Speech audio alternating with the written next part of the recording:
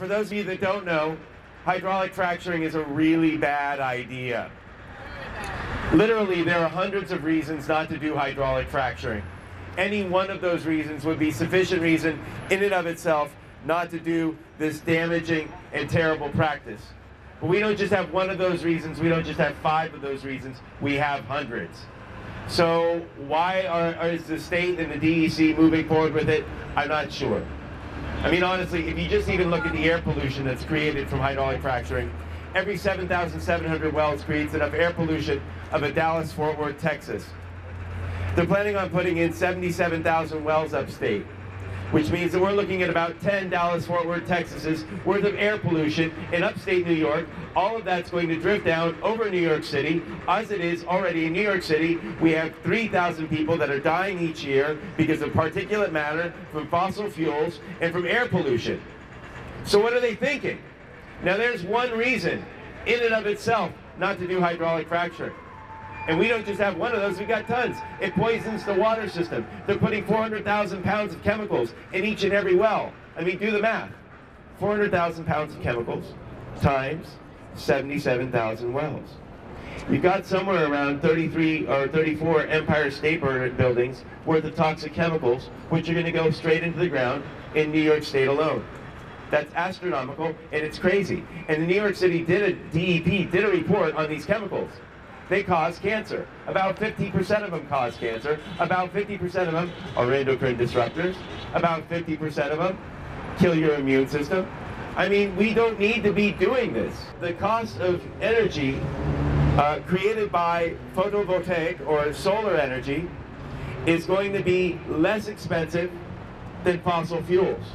And it will be less expensive than nuclear energy. So if we know this, why are we going in any other direction? Why would we not want to move towards renewables immediately?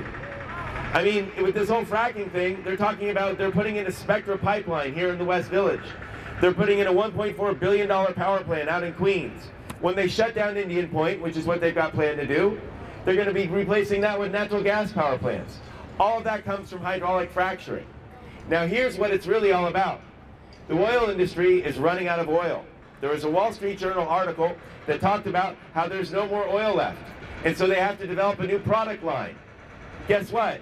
Exxon bought a company called XTO, big gas drilling company. Atlas was purchased by Chevron. BP, Shell, ConocoPhillips, they're all in the business now. Why? Because this is their future. This is their business plan. But we cannot allow for their business plan to be our public policy. We cannot allow these companies, Entergy, Shell, BP, Chevron, the likes of all of them, to decide where we get our energy from. This is our future, and our children are riding on it.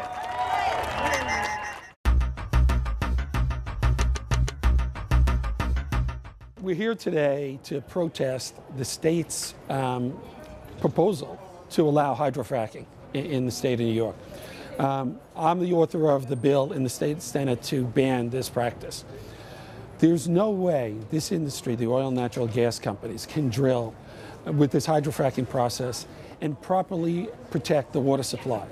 I mean, 17 million New Yorkers' water supply are in jeopardy if we allow this process to go through, because they use very toxic chemicals to drill, and only half of those toxic chemicals can ever be, recaptured. So eventually all of these toxic chemicals wind up in the water supply, and some of those chemicals are actually radioactive with a half-life of over 1,000 years.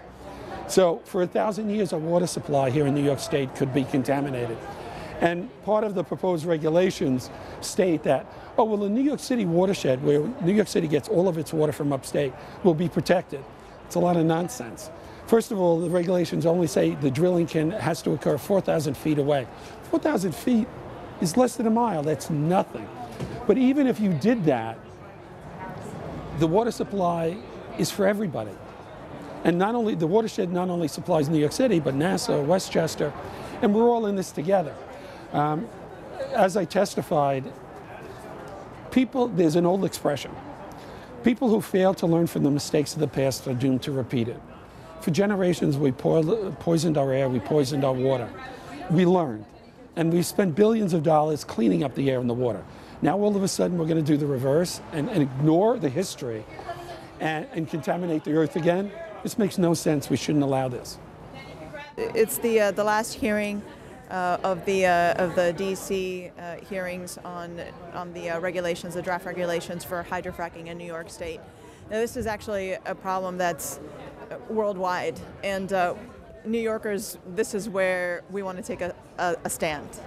And basically, we realize that there is a lot of different issues that we're talking about. There's economic growth that we're concerned about. We're looking at, how do we expand in terms of how do we take the next step in terms of energy consumption? And but what we have to remember is that there's different ways to expand our economy and expand our energy use without having to destroy our planet. So there's many documented incidences of contamination of water wells, contamination of air. There's a huge connection between cancer emissions, the cancerous toxic air emissions, and hydrofracking. For example, in Texas, there are 6 counties that have abnormally high rates of cancer, and they also coincide with counties that have the highest rates of gas drilling production. All the other counties around there, the breast cancer rates actually went down. So there's a lot of cases. In Wyoming, another example, Wyoming, there are areas that have higher rates of ozone level than Los Angeles. So we have to ask ourselves what kind of future we want for our kids. Do we want to look into renewables, which are both good for the economy and also good for the environment, or do we want to keep going the same path? Do we want to keep consuming fossil fuels? And let's be clear on this, natural gas is a fossil fuel. It's worse for climate change than coal. So basically we don't get it. Most elected officials are concerned about their next election cycle.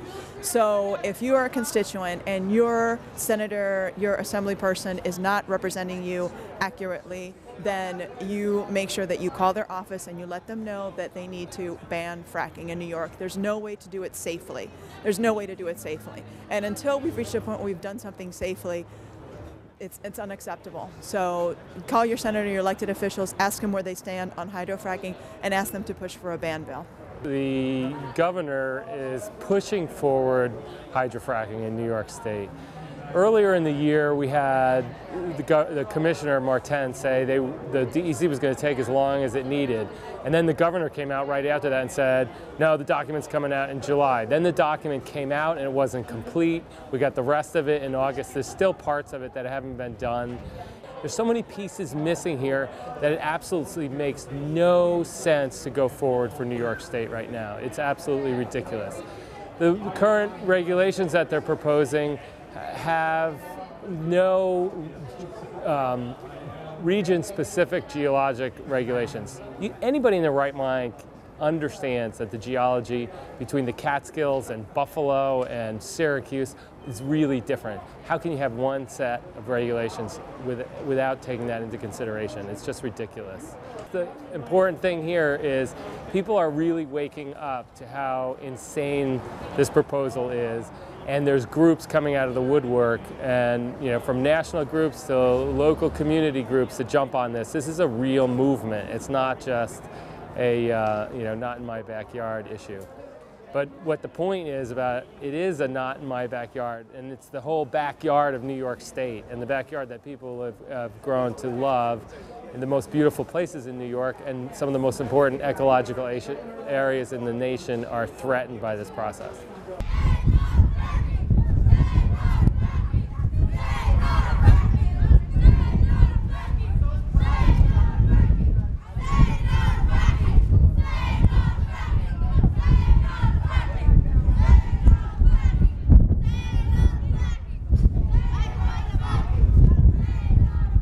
I'm here today, as are many other concerned citizens, to try to protect our public health of New York and the water of New York. I'm here as a mother, I'm here as a gardener, I'm here as a member of Catskill Citizens for Safe Energy that's been working on this issue for the past 3.5 years. We realize this is contentious. We realize that people in New York need jobs, and I want people to have jobs, but we need to find a way for them to have jobs, the cost of which is not going to be our public health and our environment. And all of us gathered here today, with the exception of some industry people, believe that the current draft regulations are nowhere near what they need to be to protect us all. And it's a real public movement to try to protect our health, protect our children, protect our water. I grew up both in New York City and in the Catskills, where my parents had a farm. I now own a farm in Delaware County, which is sort of going toward Oneonta. And I'm here because I've been working on this for 2.5 years. I really feel that family farming has been made untenable by the same corporations that are now asking us to trust them, and I don't trust them. And this is about money. I mean, yes, as Lori said so wisely, people need jobs, but New York State could be leading in attracting businesses that make the building blocks of renewable energy. There's no reason for us to be doing this. It's about money. That's all it's about. And I think what's really sad is that our democracy has fallen to such a level that we have to fight our government to get them to listen to the people. We're the people, and it should be something we can vote on. If we don't want it, we shouldn't be having to have this discussion.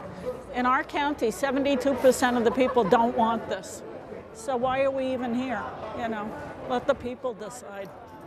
I'm here, I actually spoke at the press conference as a chef and a big food advocate for farm to table and traceability in our food. As a proponent of that kind of eating, it's been mind-boggling to me that there's such an amazing disconnect when people talk about hydrofracking between our food system and hydrofracking, and basically how it could decimate the natural food system that we have, and that even big businesses like, God forbid, McDonald's would suffer. Fresh water is fresh water. We can't even do horrible hospital food without fresh water.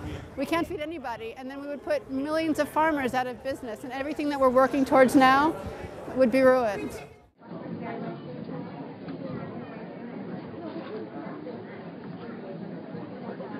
My name is Josh Fox. I'm the director of the film Gasland. I'm going to submit it here for your review in the box. And I'd also like to call attention to our website, gaslandthemovie.com, in which we've listed all of our research and addressed the industry smear campaign against the film, and submit the entire website for the DEC's review. I'll keep my comments probably below 3 minutes. I have a cold. I think I'm sick of DEC hearings.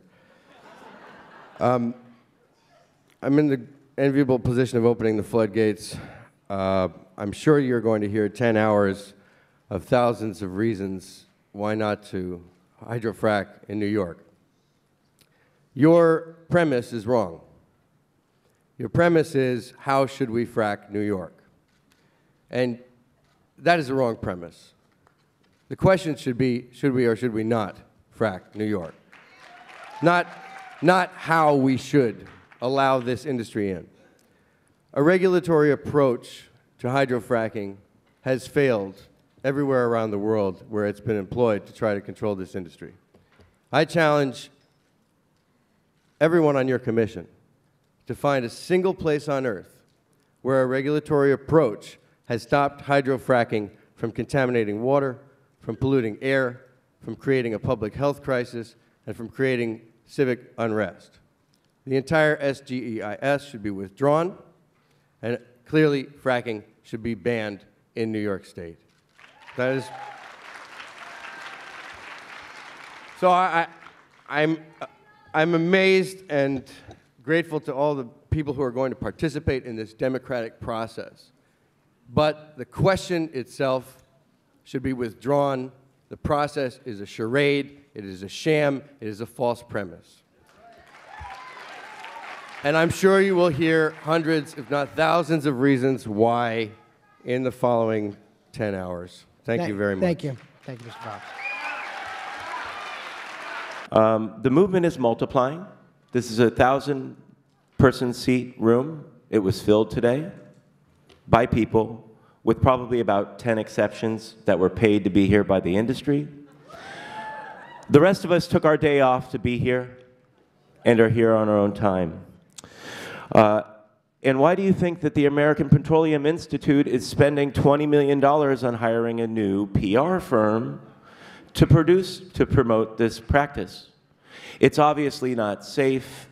They can't beat us in the truth game, so they're trying to win on the PR game, and you guys are buying into it.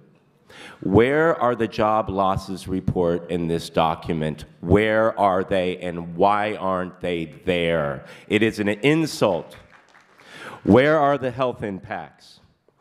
The bottom line is this. This is energy policy. General Electric tells us in 5 years that solar energy is actually going to be cheaper than any energy created by fossil fuels. If we know this, then we need to move towards a build-out towards renewable energy and start running things off electricity powered by renewables and not fossil fuels. You're taking us in the wrong direction, and shame on you for doing it. The answer is no.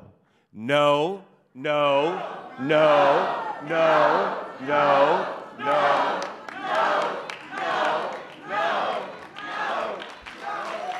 It is our position that by exempting the New York City and Syracuse watersheds, the draft ESCICE admits that fracking cannot be done safely anywhere in New York, and it's not even much of an exemption. Horizontal drills could still reach under watershed lands.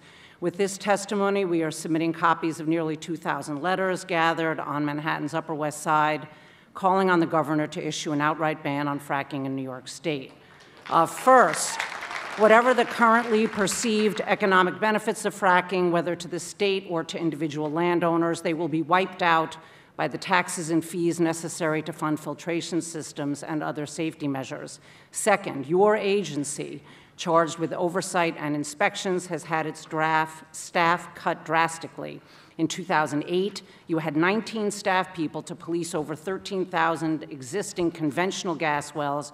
How could the DEC possibly adequately monitor these and the proposed tens of thousands of fracking wells? Third, the state has no contingency plans and no resources to deal with a worst-case emergency, particularly one that could affect drinking water. Fourth, there is no requirement that drilling companies have the finances, including insurance, the equipment, or the knowledge to deal with an emergency. Three Parks has specific comments regarding the draft ESCICE. There's no way to dispose of hazardous fracking wastewater. The ESCICE does not classify fracking waste as hazardous. They could be sent to treatment plants not equipped to remove toxins. The DEC itself has questioned New York's capacity and ability to treat fracking wastes. Two, there is no public health analysis. Although toxic chemicals used in fracking are carcinogenic, there is no public health impact analysis in the draft ESCICE. Fracking-related air pollution and water contamination have serious effects, especially on the elderly and children. Number three, the positive economic impact of fracking is vastly overstated. The ESCICE does not include any analysis of jobs lost to agriculture and tourism due to fracking. Industry and researchers consistently overstate the number of jobs for locals created by fracking. New York State gets no direct revenue from fracking. Finally, we already know that property values plummet where fracking takes place. Number four, proposed provisions for disclosing the contents of frack fluid leave a loophole intact. The ESCICE allows applicants for permits to avoid publicly identifying fracking chemicals under a trade secrets exemption. This will effectively allow the use of undisclosed toxins while wasting hundreds of thousands of gallons of a precious natural resource. Three Parks urges Governor Cuomo to keep his campaign promise to, quote, not support any drilling that would threaten the state's major sources of drinking water, close quote. That should mean all sources of drinking water. It would violate plain common sense for the governor to approve fracking or for any legislator to vote in favor of it. As the 2,000 letters submitted with our testimony show, Governor Cuomo's constituents clearly want him to ban fracking now. Thank you, Ms. Braun. New York State has been blessed with some of the most pristine and rich farmlands in the world. These are precious birthrights necessities that sustain its citizens in all life. Such gifts are not to be tampered with or endangered for any reason. Respecting all people, and after considering all aspects of this issue, I have concluded that regulation not being effective for multiple reasons, such as the brittle cement used to frack a well causes undetectable leaks, and there is insufficient oversight, there are hundreds of reasons not to frack. I'm going to focus on just 3. 1, children. Everybody in the room, stage and audience, raise your hand if you have children. Yes. Raise your hand if you have grandchildren. This is a first and foremost reason not to frack. What kind of world are we leaving for them? Will they have clean water and unpolluted land to produce food? It's our responsibility to secure their future and to leave the world better than we found it, not worse. 2, health. More than 250 doctors across New York State wrote to Governor Cuomo, pointing out that there is no study on the long-term effects of fracking on human health included in the environmental impact statement. In fact, in the 1,500-page report, key words such as physician, nurse, endocrine, metabolic, healthcare, or pediatrics don't even appear once. This despite the many abnormal and well-documented cases of cancers, neurological and immune system disorders found in residents of states where fracking has been going on. 3rd, climate change. Through scientific analysis of ice cores, we know that in the last 650,000 years, at no point did the CO2 level rise above 300. Our CO2 is now at 390 parts per million. James Hansen and Bill McKibben have ascertained that if we can get the CO2 levels back to 350, we might prevent a tipping point. We have alternatives to fossil fuels. Other states and countries effectively are developing adaptable renewable energy technologies and creating long-term jobs, healthy economies, and sustainable environments in the process. I believe that we too can do this here in New York State. For example, thermal solar energy retrofits with hot water heating systems. Lastly, in relation to hydrofracking, I believe that natural gas is an oxymoron. There is nothing natural about it. Thank you. Thank you. Ann Basson. On the cost side, the S-guys, I don't believe, includes hardly any of the costs that we as New Yorkers will have to incur as a result of fracking. The heavy deterioration of the roads, the cost of the increased inspectors, the cost of the emergency responses, the cost of the loss of value of real estate, the water filtration system, which will not even filter out the radioactivity in the water. We have revenue losses and job losses in vital US industries that have not been netted off against the acclaimed job gains. For example, tourism, agriculture, wine, beer, sports, real estate. Those will be heavy job losses that have not been accounted for. There's the cost of society of increased sickness. This can be modeled. This has not been done. There's not been any human impact study on the pollution that will be caused by fracking. It's not that it's just the risk, it's actually a part of the fracking process that cannot be avoided. I refer to Sandra Steingraber's letter to Andrew Cuomo, November 16th, which is extremely well researched on the subject of cancer and fracking. I also refer to Deborah Rogers of the Texas Commission on Environmental Quality, who says it's confirmed that gas drilling contributes more toxic than all cars, trucks, airplanes combined. Strawberry farmers are making fortunes from using solar panels in part of their crop rotation today. Germany is 28% renewable, and Austria is 67% renewable as a country. Thank you. We can do this.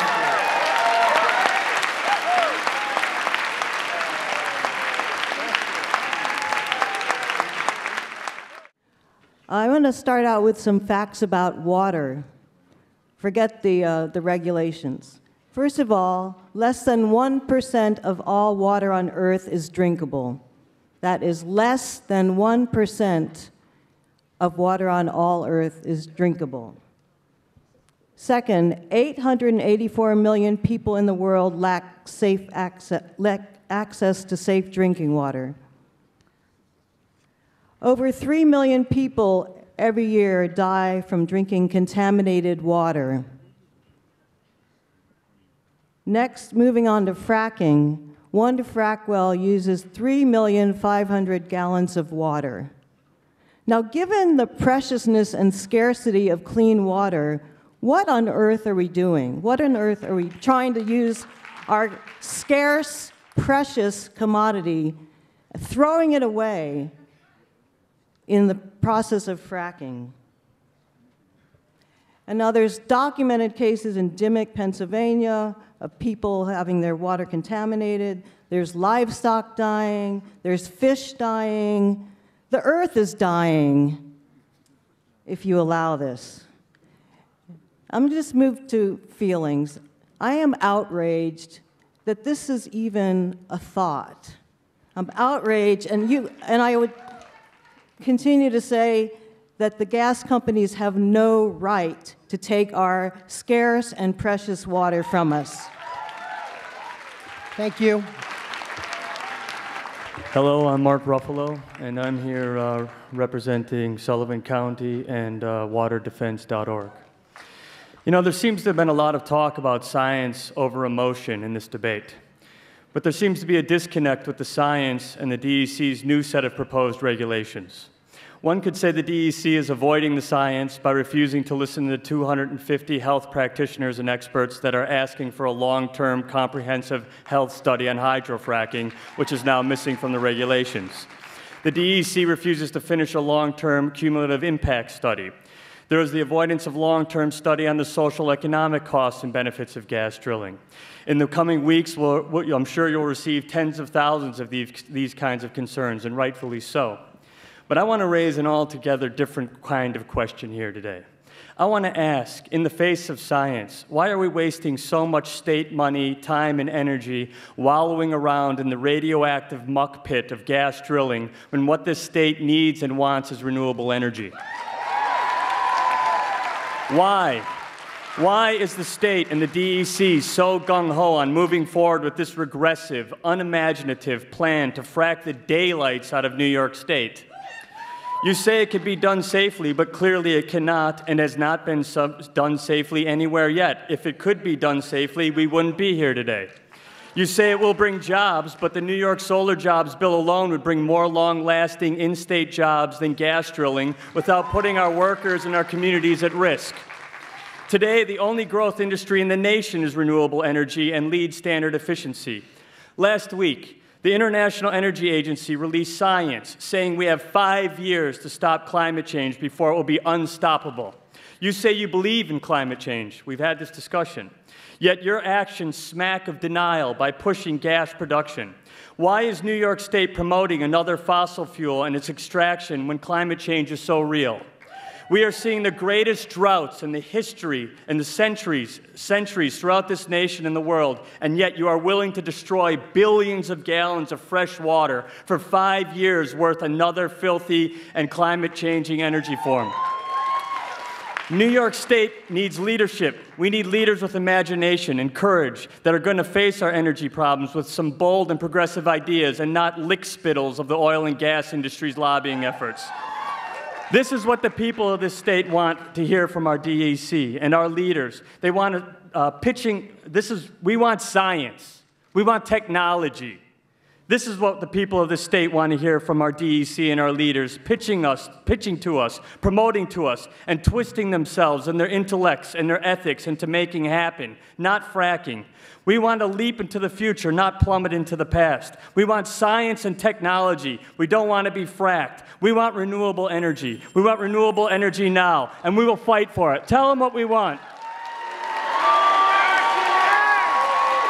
Thank you. We will not allow you to ignore the lethal reality of what has happened everywhere fracking has been done. Governor Cuomo, we demand that you ban fracking in New York State. Governor Cuomo, if you move to allow fracking in New York State, we will remove you from elected office. Governor Cuomo, DEC, if you continue on this path, we will take direct action and we will shut you down. Thank you, Mr. Bobel.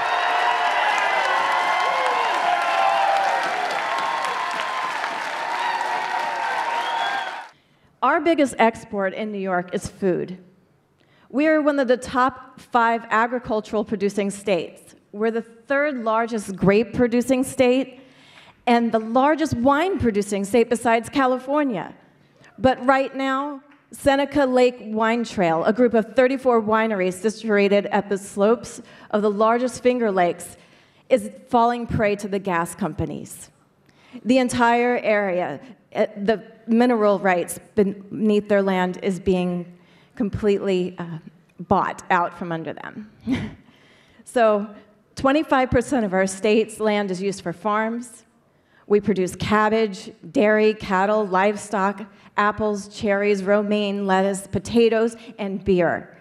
And New York plans to increase its locally grown food in upcoming years to increase its sustainability initiatives so that we import less from California and from around the world.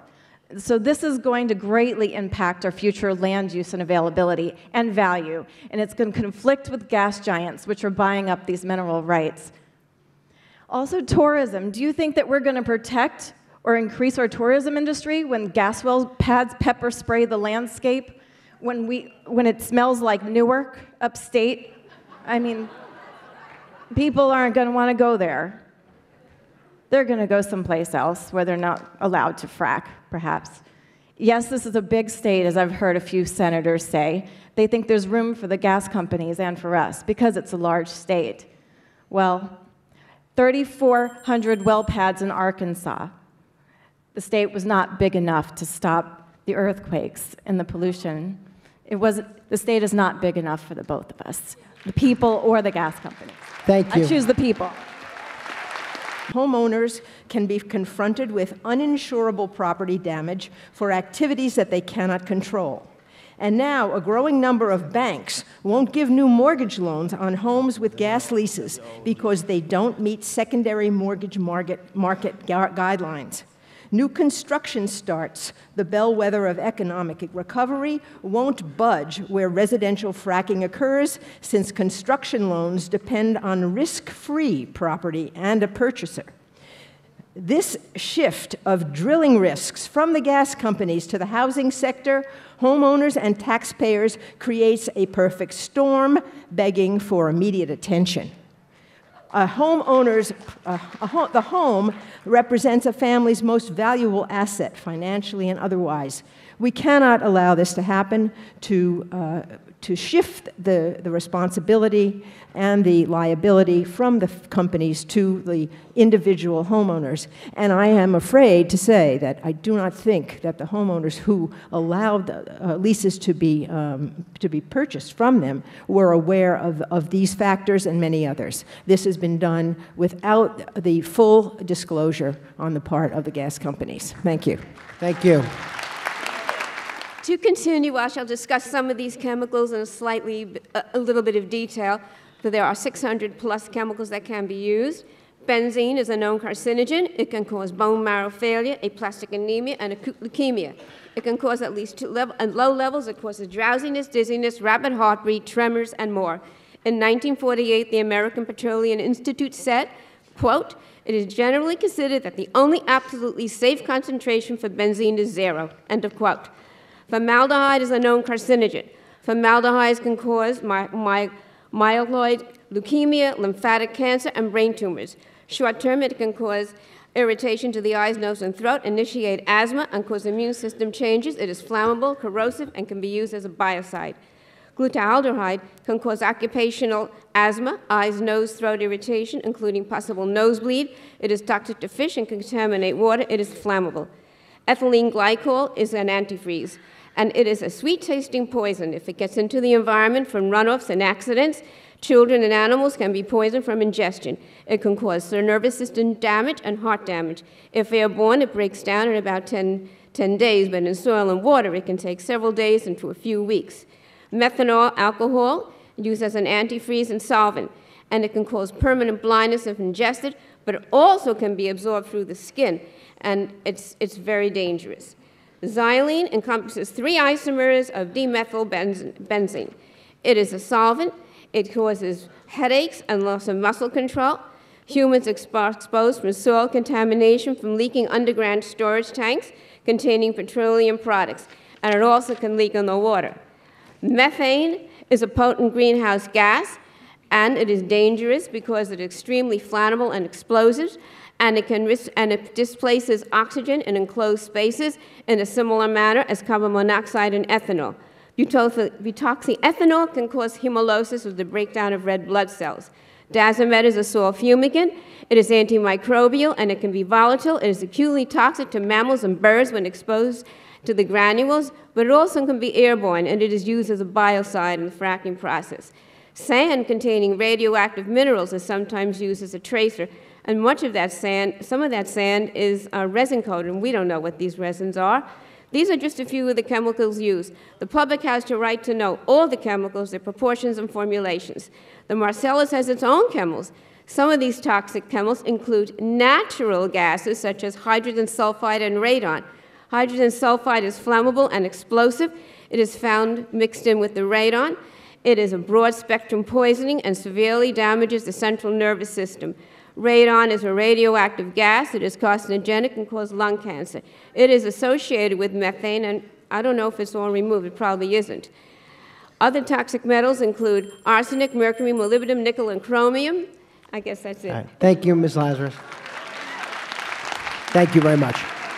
Nationwide, there is overwhelming anecdotal evidence from patients who report an extensive list of serious medical problems that they attribute to the industrialization of the residential community. These cases must be diligently investigated in relation to the practice of hydraulic fracturing and the findings made public. Without this most basic preliminary research, we cannot even consider fracking our state. Speaking further to the health of our community, hydraulic fracturing most pointedly threatens our water supply. Specifically, a leading concern voiced today is the buffer zone around the New York City watershed. The 1,000-foot buffer zone outlined in the DEC report is scarily inadequate and leaves New York City's treasured water supply open to formidable risk. In my prepared comments, I delve into the necessary increased negotiations. However, today, I've been awakened by comments so far, specifically Josh Fox's challenge to get the premise right. In direct response to his challenge, I choose to omit the following comments. I am rejecting the how approach to this conversation, and any talk about regulating the practice of hydrofracking plays right into the wrong premise. So I'll bring my remarks to a close. It is criminal to so recklessly endanger a natural resource as essential to life as water. Hydraulic fracturing pollutes the air we breathe, the water we drink, and the earth we inhabit. The contamination resulting from this practice is an unacceptable risk. The drinking water on my upstate rural farm might also be your downstate urban drinking water. Our county aquifers are large, connected underground lakes that flow towards the New York City watershed. What's more, these huge contiguous aquifers are already compromised because of karst, a very fragile underground network of cavernous limestone as exemplified in the nearby Howe Caverns not far from my farm. Karst, with its numerous sinkholes and caves, allows surface water to pollute groundwater. Contaminants from household septic systems and farm and small industry runoff have already entered our upstate drinking water. Hydrologist Paul Rubin wrote, "We have the most hydrologically vulnerable aquifers anywhere." County-wide record floods have also polluted our aquifers with everything imaginable from medicine cabinets, barns, plastic factories, gas stations. And again, these aquifers flow toward your city drinking water. If our farmland is allowed to be fracked, the repeated pressure of 10,000 pounds per square inch will transfer horizontally through the fragile karst, which lays above and below aquifers. Cave collapses and the buildup of methane and radon in caves will further threaten our endangered bats, which, like honeybees, are essential to the balance of many other ecosystems. Fracking wastewater and diesel fuel will penetrate into the karst through streams and sinkholes, even in a rainstorm. Think of the cumulative effect of fracking and refracking one well, then the well next to it. There are to be 6 or more wells drilled and fracked on a single well pad. Wells with cracked or aging cement casings and seals will leak toxins into underground pathways to our groundwater lakes. There is no way of confining fracking chemicals once they move through the cavernous openings into rapidly flowing aquifers. The fact that our county has serious seismic faults and a history of earthquakes will facilitate collapses and water contamination. 91 quakes since 1973 in our county, including the largest in the state's Gasland area. The S-Guise does not mention or map karsts. It doesn't include an accurate map of seismic faults. And although the DEC has outlawed drilling on 100-year floodplains, it uses obsolete floodplain maps. So man-made mini-quakes and injections of toxins into our caverns and aquifers, our floodplains and faults should be banned. Thank you.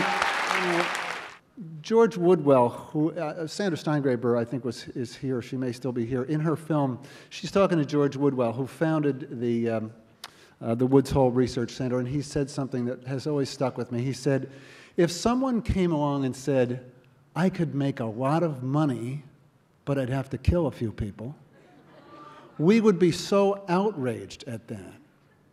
But really, that's what we're looking at here. We're